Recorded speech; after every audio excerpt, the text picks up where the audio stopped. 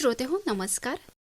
आज आपण अशा व्यक्तीला भेटणार आहोत त्या बँक ऑफ महाराष्ट्र शाखेमधून निवृत्त झालेल्या आहेत. साहित्य, समाजकार्य, कला आणि क्रीडा अशा विविध क्षेत्रांमध्ये सक्रिय असलेल्या बहुआयामी व्यक्तिमत्व आहेत. सुषमा स्वराज पुरस्काराने सन्मानित, सामाजिक कार्य, साहित्य संमेलनातील काव्यवाचन, विविध साहित्य प्रकारातील लेखन, सूत्रसंचालन, कीर्तन, सायकलिंग आणि पाककलेतील यश या सर्व माध्यमातून त्यांनी आपली ओळख निर्माण केली आहे. अशाच त्यांच्या प्रेरणादायी प्रवासावर त्यांच्याशी संवाद साधणार आहोत. आज आकाशवाणी सिंधुदुर्ग नगरीच्या स्टुडिओमध्ये उज्ज्वला चंद्रशेखर धांडजी मॅडम आलेल्या आहेत. मॅडम, तुमचं स्वागत आहे. नमस्कार. नमस्कार. प्रत्येक यशस्वी प्रवासाची सुरुवात एका साध्या पण ठाम पावलाने होते. तर मॅडम, तुमचा सुरुवातीचा प्रवास कसा होता आणि त्याबद्दल सांगाल का? तर सुरुवातीला माझं शिक्षण वेंगुर्ला येथे झालं. वेंगुर्ला खर्डेकर कॉलेजमधनं मी ग्रॅज्युएशन केलं आणि सुरुवातीला त्यावेळी सगळ्याच मुलांचं एक स्वप्न होतं की आपल्याला बँकेत नोकरी लागावी. म्हणजे आजच्या मुलांचं सुद्धा आहे, पण त्यावेळी आमचं ते एक स्वप्नच असायचं. आणि ग्रॅज्युएशन नंतर मी बँकेच्या परीक्षा दिल्या. स्टेट बँकेची दिली, BSRBची दिली आणि युनायटेड वेस्टर्न. पहिल्याच वेळेला मी तिन्ही बँकांच्या परीक्षेत पास झाले आणि BSRB मधनं मला बँक ऑफ महाराष्ट्रची निवड झाली आणि ती माझी पोस्टिंग जयगड रत्नागिरी येथे होती. म्हणजे त्यावेळेचा तो प्रवास फारच तसा चॅलेंजिंग होता, वेंगुर्ला ते जयगड. तर अशा प्रकारे माझा तो सुरुवातीचा प्रवास होता. त्या सुरुवातीच्या प्रवासाने पुढील वाटचालीची दिशा तुम्हाला मिळत गेली. तर नवीन जबाबदारी स्वीकारताना मनात अनेक अपेक्षा असतात. तर बँक ऑफ महाराष्ट्र या शाखेत रुजू होताना मॅडम तुमच्या मनात काय अपेक्षा होत्या? बँकेत आपण नोकरीला लागल्यानंतर पहिला माझा प्रामाणिक हेतू होता आपली नोकरी आहे ती प्रामाणिकपणे करणं आणि दुसरं होतं की आपले जे ग्राहक येतील त्यांना ग्राहक सेवा उत्तमरित्या देणं, एवढंच. कारण त्यावेळी तितकं काही असं फार सुधारित नव्हतं. एवढ्याच अपेक्षा होत्या लोकांच्या आणि ते आपण परिपूर्ण करायचं, हेच मी ठरवलं होतं. तर बँकिंग हे केवळ आर्थिक व्यवहार नाही तर माणसांशी जोडलेलं क्षेत्र आहे. तर बँकिंग क्षेत्रात काम करताना समाजाशी थेट संपर्क कसा वाढला? बँक म्हटलं की ग्राहक आलेच. म्हणजे आमचा प्रत्येक कॅशियर असो, क्लार्क असो, फिक्स डिपॉझिट, कुठच्याही याला ज्यावेळी ग्राहक येणार त्याच वेळी बँक चालू शकते. त्यामुळे आमच्या दृष्टीने ग्राहक हा देव आहे. त्यामुळे त्यांच्याशी बोलताना फक्त काम करण्यापेक्षा एखादं त्यांच्याशी हसणं किंवा काय म्हणता, कसं आहे, बरे आहे ना, एवढं जरी विचारलं ना तरी त्यांना ते खूप छान वाटायचं की बँकेतली लोक थोडी वृक्ष असं वाटतं सगळ्यांना. त्यामुळे ते हसत खेळत असं आपण म्हटलं ना की त्यांना पण खूप छान वाटायचं आणि अशा प्रकारे मग ग्राहकांशी माझी मैत्री, माझी नाळ जुळत गेली. कोकणात काम करताना त्या ठिकाणची माणसं आणि जीवनशैली वेगळी असते. तर मॅडम, कोकण भागात काम करताना तुम्हाला कोणते अनुभव आले आणि ते अनुभव तुमच्या मनात घर करून राहिले असतील तर त्याबद्दल सांगा. नक्कीच.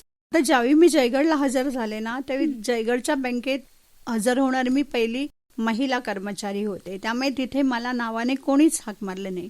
तिथे माझं नाव होतं बँक बाई. आणि मला ते इतकं अपील झालं ना बँक बाई, आणि त्यामुळे त्यांना फार कौतुक असायचं. सुरुवातीला मला तिथे 1988 साली मी तिथे रुजू झाले. बँक बाईला बघायला लोक यायची बँकेत कौतुकाने. बरं, की एखादी बाई बँकेत नोकरी करते, हेच त्यांना कौतुक असायचं. राजापुरात पण सगळ्यांशी तसेच संबंध होते. नंतर मी तळेऱ्यात आले. मग तळेऱ्यात आले ना तर एक दिवस काय झालं, मग एक आजोबा आले आणि येताना ना त्यांनी ओल्या काजूच्या बिया आणल्या. त्यांनी मला दिल्या. मी म्हटलं हे तुम्ही कशासाठी आणलं? हे म्हटलं मला नको आहे.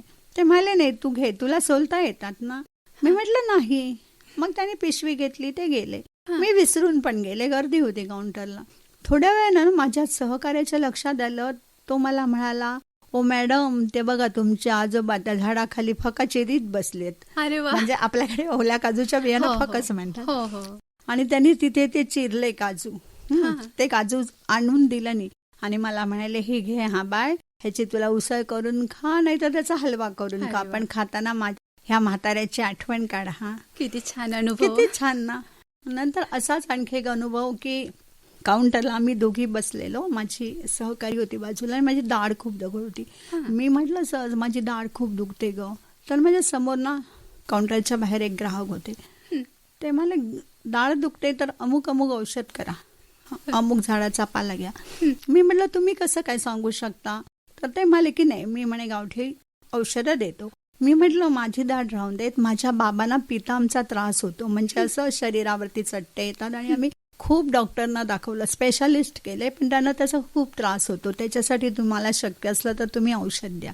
ते म्हणाले ठीक आहे, त्या झाडाचा पाला 7 दिवस द्यावा लागेल. आणि त्याप्रमाणे ना ते गेले आणि दुसऱ्या दिवशी शेजाऱ्यासोबत त्यांनी मला पाठवला 2 दिवसाचा पाला असं त्यांनी दिलं. आणि जे डॉक्टर पण बरं करू शकले नाही ना ते त्यांनी केलं, काहीही शुल्क न घेता. काय म्हणावं बरं या धन्वंतरीना. किती छान छान अनुभव. आणखी एक कस्टमर होती ना माझी, काकीच म्हणावं लागेल. ती आली ना की पहिलं ती आपलं काय काम आहे ते सोडायची, पहिल्यांदा यायची. माझ्या हात असे आपले दिसतातच ना, मी कॅशियर असल्यामुळे, ए बांगडे कुठे आहेत ग. आणि तिचा आवाज खूप मोठा असायचा, अशी ओरडायची ना, सगळी लोक माझ्याकडे बघायचे. आणि त्यावेळी बऱ्याचदा मला सवय होती हातात बांगड्या न घालण्याची. आणि मग ते असं फार म्हणजे आपल्या भारतीय संस्कृतीची जी हातात बांगड्या हव्यातच. खरं. दुसऱ्या वेळेला आली त्यावेळेला पण मी सापडलेला. शेवटी मी काय केलं की मी बांगड्याच माझ्या ड्रॉवर मध्ये घालून ठेवल्या. ती लांबून दिसली ना दुसऱ्या, मॅडम तुमचे ग्राहक येतात, अगोदरच बांगडे घालून राहा. आणि मग ती खुश झाली आणि मग तीच सवय माझी कायम राहिली. म्हणजे बँक आणि भारतीय संस्कृती बांगड्या हे कॉम्बिनेशन असूच शकत नाही. किंवा ह्या मुली येतात ना माहेरपणाला, त्या आल्यानंतर जाताना मला भेटून जायच्या. माझे आई बाबा गावात असतात, हा मॅडम जरा तुम्ही लक्ष द्या. काय नाही, तुम्ही फक्त त्यांच्याशी 2 शब्द प्रेमाने बोला, घरी तुमची आठवण काढतात, आम्ही इथे नसतो, तुम्ही लेकीसारखे आहात, हे सांगताना त्यांच्या डोळ्यात पाणी यायचं ना. आता मी असे खूप छान अनुभव आले. खरंच खूप छान. म्हणजे हे अनुभव तुम्हाला आजही प्रेरणा देत असतील. नक्कीच ना. कोरोना काळात सर्वांसाठीच कसोटीचा काळ होता. तर त्या काळात बँक सेवा अखंड सुरू ठेवताना तुमच्यासमोर कोणती आव्हाने होती? कोरोनाच्या वेळेला ना आपल्याला सगळंच वेगळंच होतं. सुरुवातीला मास्क डॉक्टर वापरतात एवढंच आमचं ज्ञान होतं. सॅनिटायझरचा आम्हाला त्यावेळी उच्चार पण करता यायचा नाही, कुठे आपण काय करायचो. आणि त्यात मी हेड कॅशियर. सगळ्यांचं मत होतं की कोरोना नोटीतून प्रवाहित होतो. कोरोनाच्या वेळेला सगळं बंद होणार म्हटल्यावर पहिल्यांदा त्याचा सिरियसनेस नव्हता. आम्ही खूप आनंदित झालो की बँका नक्की बंद होणार, आपल्याला सुट्टी मिळणार. ते कोरोना राहिला बाजूला. त्यावेळी जगणं म्हणजे काय असतं ह्याची कल्पनाच नव्हती आपल्याला. कोरोनाने आपल्याला जगणं म्हणजे काय हे शिकवलं. सांगितलं की बँका कायम चालू राहतील. मग आम्ही गेलो सगळेजण ना, माझ्याकडे असे सहकारीचा, कस्टमर वेगळीच गोष्ट. आणि मी कॅशियर होते, त्यामुळे मी नोटा मोजणार. मग आम्ही मास्क लावला की नेमकी नाकाला खाज यायची, किंवा ते वाफ यायची आणि ती चष्म्याला धरायची. म्हणजे हे सगळं आमच्यासाठी, किंवा ते वारंवार हात धुणं. पण ते आम्ही केलं का, तर आपल्यामुळे बाकी पण कोणाला त्रास होता कामा नये. आणि त्याच्यानंतर मग ते सोशल डिस्टन्स पाळायचं म्हणून आमच्या बँकेच्या समोर मोठं ग्राउंड होतं, तिथे आम्ही असे राऊंड केलेले असे सोशल डिस्टन्ससाठी. मग लोक त्या वर्तुळात राहायचे आपला नंबर येईपर्यंत. आणि खिडकी आणि दरवाजा असेच आम्ही 2 ठेवलेले, लोकांना आतमध्ये घेतलंच नाही. आणि आमचा तो कोरोनाचा प्रवास खूप छान झाला. तरी पण ना खूप आजी आजोबा त्या एवढ्या कोरोनाच्या काळात बँकेत यायचे. मी त्यांना म्हटले की तुम्ही का येता, जास्त धोका तुमच्या जीवाला आहे, तुमची प्रतिकार शक्ती तेवढी सक्षम नाही आहे. ते म्हणाले बघले की आता घरात मुलं आहेत, नातवंड आहेत, कोरोनाच्या बातम्या ऐकायला टीव्ही आहे, घरात इतका गोंधळ आहे ना, त्यापेक्षा बँकेचं पासबुक पिशवीत टाकलं की पोलीस अडवत नाहीत. हे पण त्यांचं बरोबर होतं ना, की घरात सगळंच ना, असं सगळे आवाज तरी किती ऐकायचं, त्यापेक्षा ते असं छान वाटायचं. आणि किती छान कारण त्यांनी दिलं. नाही, ते पटण्यासारखंच होतं ना.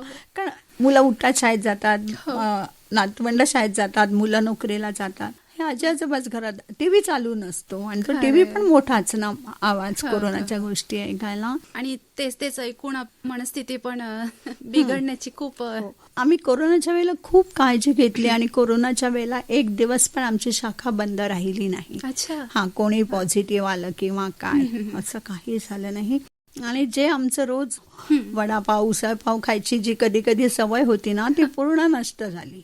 बरं. अगदी चहा सुद्धा आम्ही घरातनं करून आणायचो आणि तोच प्यायचो थर्मास मधला.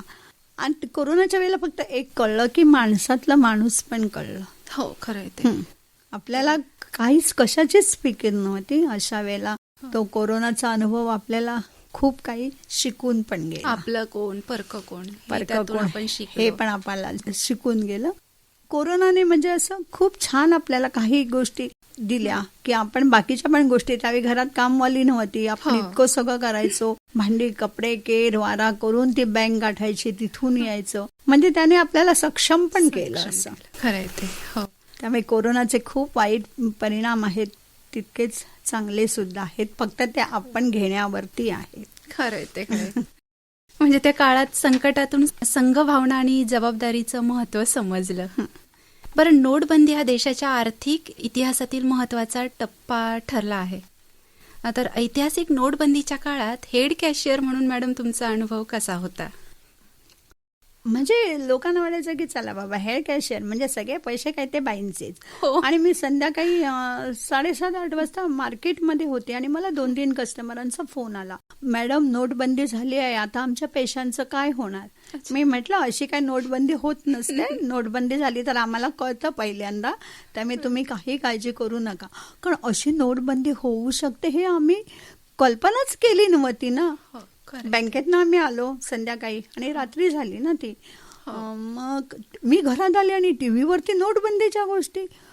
आणि बरं आम्ही दोघंही कॅशियरच होतो ना, त्यामुळे काय करायचं काय कळतच नव्हतं. दुसऱ्या दिवशी आम्ही गेलो, आमची पूर्ण त्या दिवशी आम्ही बँकेत होतो पण ग्राहकांसाठी सिस्टीम अपडेट होत होती की कोरोनाच्या नोटबंदीच्या वेळेला आपण काय काय कसं करायचं आहे ते.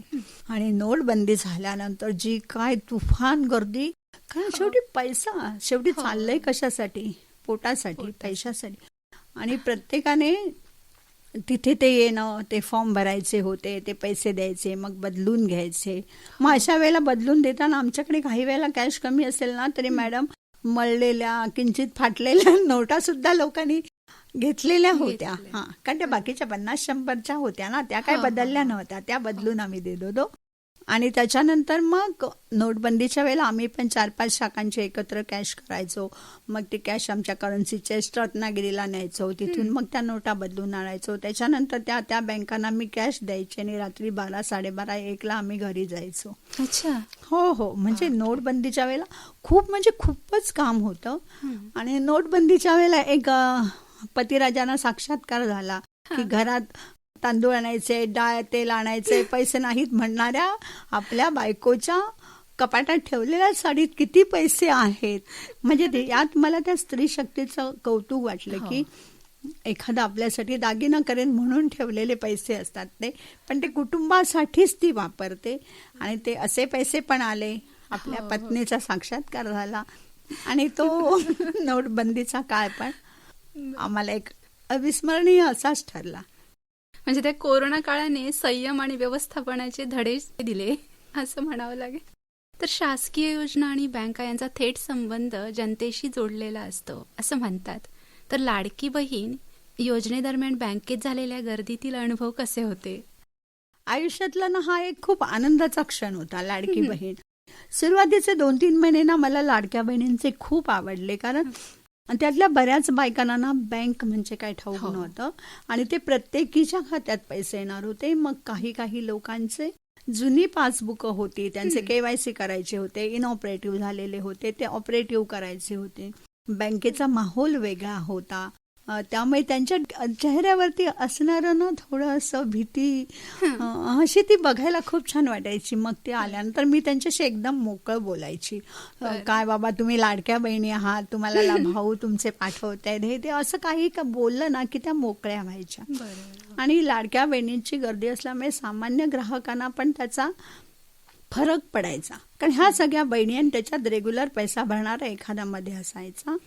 तर मग अशा वेळेला ते सांगायचे की असून देत बाबा, लाडक्या बहिणींना पहिल्यांदा द्या, त्यांचं फार महत्वाचं आहे, लाडक्या भावाने पाठवलेले आहेत. आणि मग ते बहिणींना सांगायचे. मग भावांना विचारायची, मी तुम्हाला म्हटलं कधी पाठवणार आहे तुमचा भाऊ. म्हणजे असं ते ना आम्ही खूप छान असं मोकळ्याने घेतलं. विश्वास ही कोणत्याही सेवेची खरी कमाई असते. बरं, त्या काळात लोकांकडून मिळालेल्या विश्वासातून तुम्हाला काय शिकायला मिळालं? बरोबर आहे मॅडम, विश्वास महत्वाचा. बरेच आमचे कणकवली सारख्या शहरातली गोष्ट सांगते. ग्रामीण भागात आपल्याला फार रिस्पेक्ट असतो, पण कणकवली सारख्या शहरात मी काम करताना जर एखादा कस्टमर आला ना, माझ्यासमोर कायम गर्दी असायची. साहेबांना विचारायचं, दुसऱ्याला विचारायचं, एवढं करून माझ्याकडे, ओ बाई बघा हो हे. अहो म्हटलं, तुम्ही तिथे सगळ्यांना विचारलत ना? हो म्हणे, त्यांनी सांगितलं. मग म्हटलं मी का? त्याने सांगितलं. पण ज्यावेळी ते तुमच्या तोंडातून येईल ना, त्याच वेळी आम्हाला ते पटतं. म्हणजे हा जो विश्वास आहे ना, किंवा आपण नसताना, गैरहजर असताना मॅडम कुठे गेल्या, काय झाल्या, ही जी आत्मीयता आहे. नाहीतर कसं असतं, आपलं काम झालं, असं कधीच नाही झालं. म्हणजे ह्याने मला ना असं खूप माझ्या ग्राहकांबद्दल खूप आदर आहे. त्यांनी पण मला आदर दिला, मी पण. तुमच्याकडून त्यांना आपुलकी मिळत गेली, त्यांच्याकडून तुम्हाला आपुलकी मिळत गेली, आणि ते एक वेगळंच नातं असतं आणि ते आपोआप निर्माण होतं. ते आपण तयार करायला लागतच नाही. बरोबर. सेवेचा प्रभाव कधी समाजकारणाकडे वळतो ते नकळत घडतं. तर सामाजिक कार्याकडे वळण्याची प्रेरणा तुम्हाला कशी मिळाली? नाही मॅडम, हे सामाजिक कार्य करावं म्हणून मी केलं नाही. अच्छा. हळदी कुंकवाचे दिवस होते, एक 15-17 वर्षापूर्वीची गोष्ट आहे. हळदी कुंकवाचे दिवस होते. मग आपल्या डोक्यात काय असतं की आता वाण काय द्यायचं. मग वाण देण्यात ना ती आपली संस्कृती जपण्यापेक्षा स्टेटस जपणं असतं.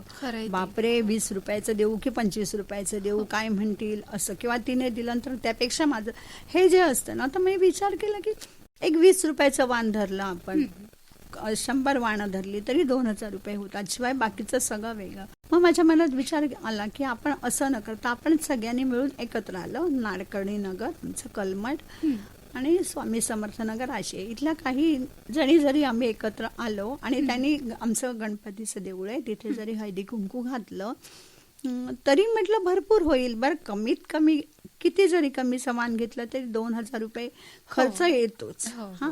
मग त्यापेक्षा आपण 1000 रुपयेच काढायचे. का तर लोकांना आकृष्ट करण्यासाठी की 1000 रुपयात 100% हळदी कुंकू होत नाही. होय ना? म्हणजे असं. आणि मग मी घरात सांगितलं. घरात सांगितल्यावर माझ्या मिस्टरनी पहिल्यांदा विरोध केला की तू असं काही सांगू नकोस. तुला जर असं काही पैसे साठवून जर कुठल्या संस्थेला द्यायचे असतील, स्वतःचे पैसे उचल आणि किती दे मी विचारणार नाही, पण तुझ्या ह्या गोष्टीला कोणी तयार होणार नाही. पण मला असं एकटीचं नको होतं. मला सगळ्यांनी मिळून करण्यात जी मजा होती ना, ते हवं होतं. मी मीटिंग लावली, सगळ्या जणी आणल्या मीटिंगला आणि मी माझा विचार सांगितला. कोणीही त्याला विरोध केला नाही. मला कौतुकच वाटलं की. आणि महत्वाची गोष्ट म्हणजे आपल्या घराचा उंबरठा ओलांडून येणारी सवाष्ण स्त्री, हे सगळ्यांना हवं असतं. हे सगळं बाजूला ठेवून मी त्यांना पटवून सांगितलं. स्वतः म्हटलं 100 जणांना तुम्हाला फोन करायला हवेत, त्यांना बोलवायला हवं, मग ते येणार. आल्यानंतर एकदम 7-8 जणी आल्या की तुला मिळालं ना, तुला ह्याच्यातच आपला वेळ जातो, एक शब्द बोलू शकत नाही आपण. त्यापेक्षा आपण एकत्र आलो की आता समजा माझ्या मैत्रिणी आल्या की मी आरामात गप्पा मारते, बाकीचे सगळे त्यांना हळदी कुंकू देतात. असं करता करता ते उरलेला निधी काय करावा, कारण पहिल्या वर्षी आम्हाला खूपच चांगला प्रतिसाद मिळाला सगळ्यांचा आणि तो निधी आम्ही अणाव पंडूर ह्या दोन्ही आश्रमांना दिला. म्हणजे त्याचा तुम्ही छान सदुपयोग केला. हो. आणि ते जे वाण घेताना ना त्यांचे पण अगदी डोळे भरून आले की हळदी कुंकवासारख्या माध्यमातून एवढा, म्हणजे त्यावेळी 51,000 एकाला दिलेले, 21,000 एकाला दिलेले आणि 3 गुंठे जमिनीसाठी आम्ही पैसे दिलेले. हे काय कुठच्या कुठेच आहे ना, हळदी कुंकूची रक्कम. म्हणजे आपण सर्वांनी एकत्र आलं ना की किती छान वाटतं. सन्मान हा जबाबदारी अधिक वाढवणारा असतो असं म्हणतात. सुषमा स्वराज पुरस्कार मिळाल्यानंतर तुमच्या कार्याकडे पाहण्याची दृष्टी कशी बदलली? आणि त्याबद्दल काय सांगाल? पुरस्कार मिळाले म्हणजे काय झालं मॅडम, हं. त्याच्या अगोदरचं जे आमचं जे कार्य होतं ना ते वेगळंच होतं, की हे आता मी तुम्हाला म्हटलं ह्या आश्रमांबद्दल. नंतर हे कर्णबधीर विद्यालय, माऊली कर्णबधीर विद्यालय शिरोडा आहे ते, किंवा करंजे मूकबधीर आहे, तर तिथे आम्ही गेलो, तिथे बघितलं आणि नंतर त्या वर्षीची वाणं आम्ही त्या त्या संस्थांना दिली. आणि करंजेच्या कर्णबधीर मुलांना आम्ही आमचं स्टेज देऊन त्यांना कार्यक्रम सादर करायला दिलं, ते त्यांना भावलं. छान. किंवा त्या बाबाला अल्मेडा आणि टीम कावळे 7 पॉईंटमधनं खाली उतरत होते ना, त्यावेळी आम्ही त्यांना लाईफ जॅकेटचं वाण दिलं. अरे वा, छान. नंतर डॉक्टर राजीव ढेरे स्मृती संस्कृती जागर संशोधन केंद्र आहे ना, हां. त्या केंद्रासाठी आम्ही एका वर्षीचं अक्षरवाण त्या संस्थेला दिलं. अरे वा. त्याच्यानंतर आदरणीय अरुणा ढेरे मॅडम हं. आणि वर्षा गजेंद्र गडकर यांचे आम्हाला आलेले फोन आणि संदेश, हं. म्हणजे एका हळदीकुंकवातनं आपण काय करू शकतो. हो. हे पिंगोळीचे गणपत मसगे सर आहेत ना, राष्ट्रपती पदक विजेते. एका वर्षी आम्ही त्या संस्थेला दिला आणि त्यांनी कृतज्ञता म्हणून तो कळसूत्री बाहुल्यांचा खेळ आमच्या व्यासपीठावरती सादर केला. बरं. हां, म्हणजे कम भरभरून बोलण्यासारखं आहे ना. आणि कोरोनाच्या वेळेला तर सगळ्यात जास्त मेहनत कोणी घेतली असेल तर डॉक्टर. हां, डॉक्टर आणि म्हणजे खरंच. प्रत्येक आरोग्य केंद्राने. मग आमचं वरवडे आरोग्य केंद्र, तिथे आम्ही सगळ्यांना म्हणजे डॉक्टरपासून हं. अगदी शेवटपर्यंत सगळ्यांना बोलावलं. त्यांना व्यासपीठावर खुर्ची, त्यांना शाल, श्रीफळ, सन्मान चिन्ह, प्रशस्ती पत्रक देऊन गौरवलं आणि व्हीलचेअरचं आम्ही वाण दिलं. अच्छा. हां, किंवा कोरोना काळात कणकवलीत जे सेंटर होतं त्या तिथल्या लोकांना आम्ही बोलावलं, त्यांचा सत्कार केला. नंतर आपले कंडक्टर ड्रायव्हर नाही का त्यावेळी हो, हो, मुंबईला हो. गेलेले, हो. त्या मग प्रातिनिधिक स्वरूपात डेपो हं. मॅनेजर, स्थानक प्रमुख यांचा सत्कार केला. आणि ज्या मुलांनी आपले आई वडील गमावलेले आहेत हं. अशा मुलांना त्यातला काही कृतज्ञता निधी देऊन आम्ही तुमच्या पाठीशी आहोत हं. हे आश्वासक हात दिला.